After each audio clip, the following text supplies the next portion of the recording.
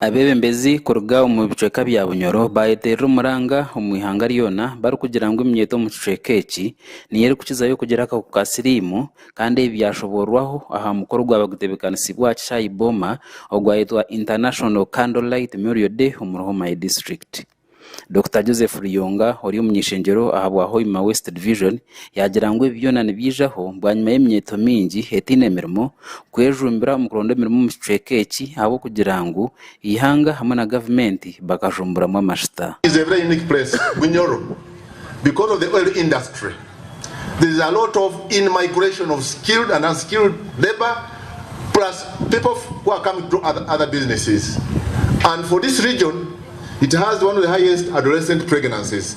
And what I know, these young ladies, they don't test for HIV. Kandi yashaba gavumenti kugira eki yakoraho aha kicweka eki embeera egi etakatandikire kwerarikiriza. So we have to give the city affirmative action. There are so many players. You can't do it alone as maybe on health. All departments, all sectors, we have to come together. You have heard of HIV mainstreaming local governments. Let us work together.